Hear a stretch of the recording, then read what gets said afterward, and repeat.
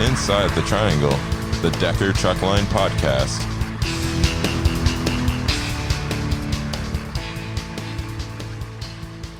Hello, everyone. I am Bob Elkins, and here with me today is Dale Decker, our CEO. We are so happy that you're out there listening to us today because we have several topics to discuss, both about the industry as well as our organization as a whole. Welcome, Dale. Hi, Bob. Thanks, everyone, for tuning in to this conversation that we get to have today with everyone. As I said, we have several topics to discuss, so let's jump right in. Dale, recently, in January, you sent out a State of the Industry letter. Yes, that was a great opportunity for me to express some of my thoughts and feelings on the industry and Decker Truckline itself. Something I haven't done before, and I really enjoyed doing it, actually. Got some great feedback from members of our team that was really insightful, and they really appreciated the communication and insight that the letter provided. That kind of encouraged me to make this a little bit more of a regular practice with everybody. I was able to get some really good thoughts off, kind of explaining the situation within the Great Recession that we've been going through and kind of the state of Decker Truckline and some of our kind of concepts behind why we do some things and kind of some of the business practices that we've been kind of implementing over the last few years. So I think it was a good chance to kind of open up a little bit and communicate those to our staff. And I'll tell you, Dale, through all my interactions with our team members, great positive feedback. A lot of people were very interested in hearing from you and also about the positive message you had about the future for Decker. Give me a couple of highlights that you really want to make sure everyone understands outside of that letter about the future and how exciting it is for us.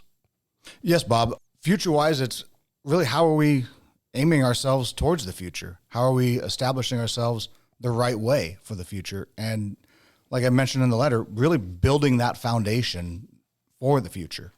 I think it's very important for us to not only say we want to grow, of course we want to grow, but we want to grow the right way. We want to grow with the right fundamentals, the right principles that can sustain good growth. And I think we've done a lot of that over the last year with a lot of the initiatives that we've been working on and putting in place, such as the driver leader program and just quite a few things kind of behind the scenes of how we look at our freight network and how we're going to rebuild our freight network using some of the really great new tools that we have of kind of scoring loads, scoring the network, and knowing how we're going to improve it the right way and not just go chase freight just to chase freight, where it's going to be what we build the network out of is going to be quality freight that fits the network, it fits where our drivers are located, kind of fits the right way for us to build the growth of the company.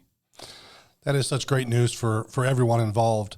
You know, you talked about the maturity of our network, and it was really important for us to have a diversity of our portfolio. And you touched on some of the very important successes we've seen in our commercial space. Just recently, we have another 58 loads per week that we were awarded by many customers we never did business with. This is taking effect this month as well as next month.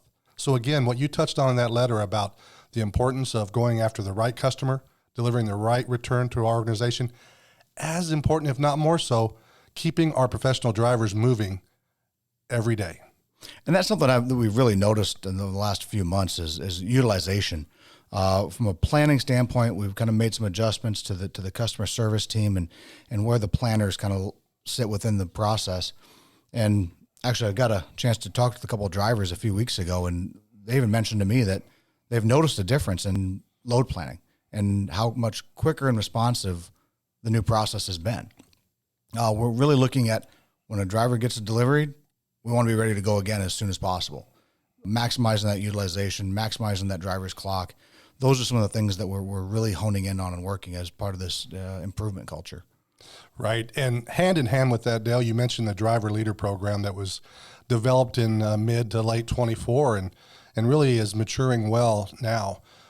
It's important for all of our professional drivers to understand the driver leaders are there to support them and help them be most beneficial in everything they do out there on the road. 1, stay safe.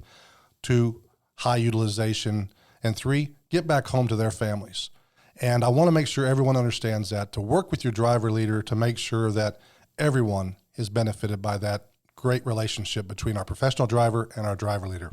Yes, the way that the driver leaders have really stepped up in this role has been quite impressive. I think it really kind of fills that objective of having someone here in the office that supports the driver, that isn't just a dispatcher, but really is the other side of the support mechanism that helps the driver be as efficient, looking out for the driver's best interests, and really making sure that we utilize the drivers as much as they can so that they can get the best utilization for their miles, for their time. So the programs are really coming together very well. I'm very impressed with what they were able to put together for that program. Could not agree with you more. And I'll tell you another thing that goes hand in hand with that is the great equipment that we as Decker provide to our professional drivers. I've been in this industry 30 plus years, and the way we take care of making sure every creature comfort is there for our drivers is best in class. Every driver wants to know what's next, what new equipment's coming in, when is it coming in, what can they expect? Well, equipment's been one of my passions for a long time. And one of my passions is providing the best equipment for our drivers over the road. It's been absolutely at the forefront of what I believe that we owe a driver that's out over the road, away from home, to have the best equipment and the best tool to do their job. That's why we doubled down on our partnership with Epic View, moving to the Epic View Plus program and making an upgrade and what we offer the drivers in cab for not only their DirecTV streaming, but also provide in-cab Wi-Fi, along with all the other features that we provide with the TVs, to bunk heaters, to APUs, to all those things that I just can't imagine doing without. And I know a lot of other carriers are making cuts to things, and some of them I know have made cuts in those areas, and it's just something that I don't believe that we would make a cut to. I think that's something that we owe our drivers, and I take pride in what we give our drivers to do their job over the road. It's a fundamental of ours. It is their home while they're on the road, and I couldn't agree with you more. The drivers are very appreciative of our approach. You talked about technology just now, a few elements of technology. You also talked about the technology that supports the office team members, providing that network. Could we touch a little bit on that and make sure we educate what technology we're talking about and what it really does? Yeah, I think one of the key tools that we've really come upon this year was our KSM and Freight Math. I think that's one of the things that's really made a difference over the last year of diving into how we score our freight network. It's not just take a load to take a load and, yeah, this is the rate on the thing, and it looks kind of good.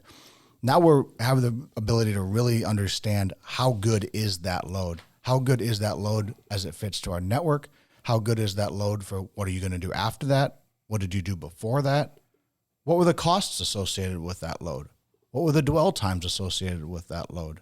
What were the trailer pools associated with that lane? A lot of pieces of the algorithm get put together in a way that produces a score for that load. And we go back and look at how well did that load fit our network and how well did it score overall on our network and our overall network score. And as we're trying to grow the network, that's back to one of the fundamentals that we're trying to build off of, is the principles of making sure that when we select new freight, we bid new freight, we bid the volumes of new freight, that it's a net positive for our network. And we've done a tremendous job in the last 6 months of implementing this tool, understanding this tool, and really seeing some progress of how we're driving those results upward significantly in our network and how we're scoring our network. So that's something that's been a really good tool for helping us drive in the right direction. That's outstanding. You know, you talked about getting some time to interact with our professional drivers in the field and the positive things they were saying about the network and how they're running. I also received some messages from some drivers talking about their pre-assignments. You talked about that technology and what we've really seen a nice improvement on, and I base that on the feedback from the drivers, is that while they're on their current load, they're getting pre-assignment. So they provide their ETA and their hours to run, and this network and our office team members are being very successful in providing the next load so they can see it, so they can keep running instead of getting to their destination and have to wait for that next load. It's been very positively received, so I think it goes hand in hand what you just described. Yeah, again, that was one of the initiatives we've had in the last few months of really enhancing what we need to do from a planning standpoint. Being able to get ahead of what the plan's going to be, making sure we got the right driver planned on it, and having the support when, God knows, we're in trucking, things fall apart. When the plan falls apart, we have to recover to that plan as best as we possibly can as well and make the most of the situation. Therefore, really enhancing the behind the scenes and support staff all hours of the day to be able to make those best decisions for the truck and for the driver. So that's something I'm quite excited to report, that our pre-plans are up significantly, and our support for when something does go off is gotten significantly better through these initiatives. Yes, and you think about that going hand in hand with communication. Any success in the things that we experience in our industry goes back to communication. And the team members and our professional drivers are sitting there communicating when something goes bump, and we're able to react to that in a more proactive manner and get those swaps in place to make sure that service is protected, the driver's time at home schedule is protected, and Decker overall is protected. So again, just some great call outs there. Also, if I may, we talked about our professional drivers. We've talked about our technology. We also have another important segment in our organization, and that's our independent contractors. So I just want to make sure that we call out that. Recently, there was an announcement sent out that we have independent contractor leaders now, because those who do not know, independent contractors take a unique platform to support. We want to make sure we support these independent contractors, these business owners, support them in their endeavors, educate them in what we can do to help support them and benefit their bottom line. But really, it is a support and more of an advisor role than it is a leader role. Can you speak a little bit more about that? Yeah, I think that's part of our our vision forward, is how do we utilize the independent contractors as independent contractors to complement our freight network. There's times with this freight network coming back, and we're going to need additional capacity. And that's where we find that additional capacity is through business partners, such as the independent contractors. And I think they're handled a little bit differently than just than a company driver would be. There's a different relationship to that. Therefore, that's why we've kind of created a separate business unit to engage with the independent contractors. They're going to work with them to help support them as they relate to how they support our freight network and where they fit into our freight network. And there's a great opportunity for independent contractors to kind of lend that additional capacity to us as independent contractors. Perfect.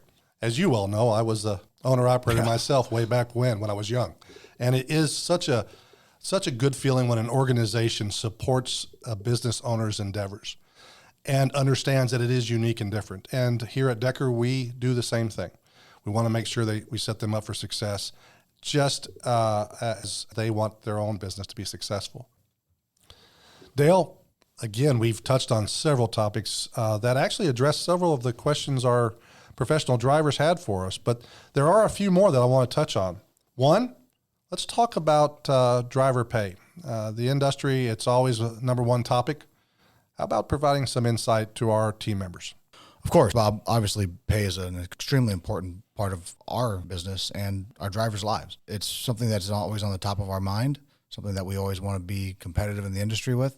Not long ago, I put together a steering committee to come back with some new recommendations on compensation and pay. So I'm hoping to hear back from them here soon.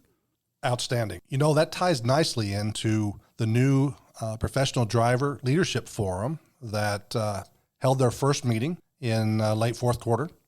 And I understand they've had several meetings in between, and they have another one in person coming up soon.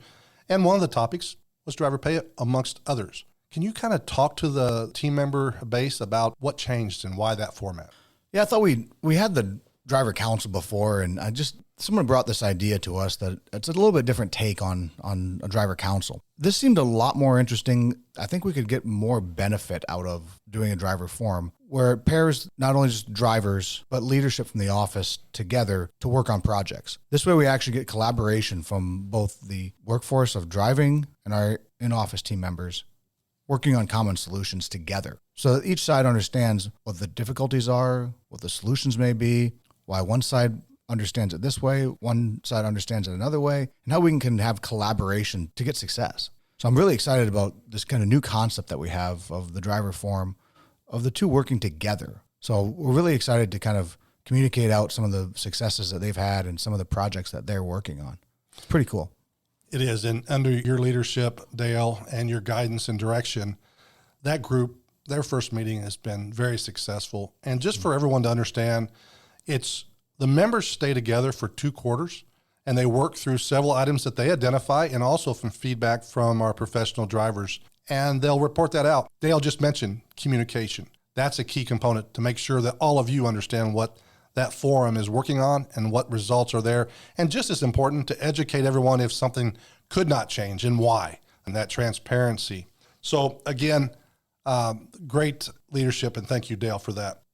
Now, along with our overall structure, we mentioned the independent contractors. We talked about that earlier. One of the questions we received is, when will we open that back up for new business owners to come in? Well, that's another initiative that we're working on right now.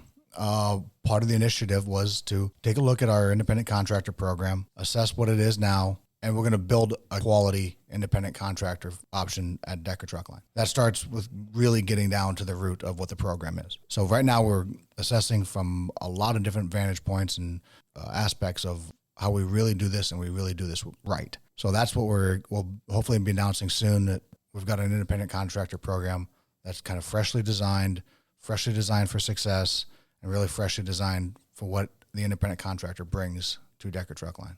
Yes, and you mentioned it earlier that the independent contractor leader was part of that evolution and part of that enhancement in the program. So again, very excited to see that, and I know others as well. So we've answered a lot of questions that we received from our professional drivers. But one thing, Dale, I understand that you have some important news for every team member here at Decker. Well, today is another exciting day at Decker Truck Line. Hopefully most of you have heard by now that we are excited to announce that today we're named for the fourth year in a row top best fleet to drive for 2025. Outstanding. It's an extremely awesome honor that we get to have recognition for being that for our drivers. That means that we've done those things that get recognized by our drivers, and we've really provided the place that you really want to call home and really do a good job thriving here at Decker Truck Line. It's something that we put a lot of effort into making sure that we're the right company for you, for all the drivers out there. So I thank all the staff, the drivers, and everybody for really making this an honor that we've now gotten 4 years in a row. That really means something, and probably one of the most proud honors I can have as a company, to be named again best fleets to drive for in North America. Outstanding news, and thank you to all of our professional drivers for enabling this. Just for education, a big part of this program is a large percent of our drivers actually provide a survey from a third party to be utilized in that format. So not only thank you for everything you do out there, but thank you for continuing to provide us feedback. It's a fantastic program. Not only is it great to get the honor of being recognized that way, but even just the template that it gives us to be able to look at and examine ourselves to where we can do better, where do we score well, what things can we do a little bit differently, what things have some other companies done that have scored well, and it gives us a chance to constantly improve on how we are as a driver-friendly company. And again, it's a pretty good honor to be in the top 10 best fleets to drive for in North America. It's saying a lot. So it's pretty great recognition. Yes, it is. We've been talking now for about 15 minutes, several topics as we talked about in the opening. When you think about what you want our team members to remember most about this interaction as they listen to us going down the road or driving back and forth to work, what's the main thing you want them to know? I think this is a good medium for connecting with our team, the rest of the team. I know we're all in a lot of different locations, and we're some solo on their own out on the road, some in the office here. But we want to kind of bridge that distance and bridge that communication through these kind of chats or podcasts or my communications through letters. I want to kind of fill people in with where are we as a company? What's the strategies going on? What are the key elements of this part of the business cycle that we have to pay attention to weather these business cycles? And know that everyone has a role in this, and what is that role? And how does that role fit into the overall operation of the organization? I think that's something we can do a better job of connecting and communicating those things. So I think we want to be able to use these platforms and some other platforms to kind of bring that engagement, as well as feedback. And what kind of feedback can we get from the team members? We're going to open up some ways of sending in questions that we can talk about right here and on these kind of chats. But also, the onus is on me to communicate to what are we doing as a company? Where are we going? What's the next thing? How are we weathering these storms? What are the big initiatives that are coming up, and why are we doing those initiatives? What are we gaining? What are we trying to gain in improvement?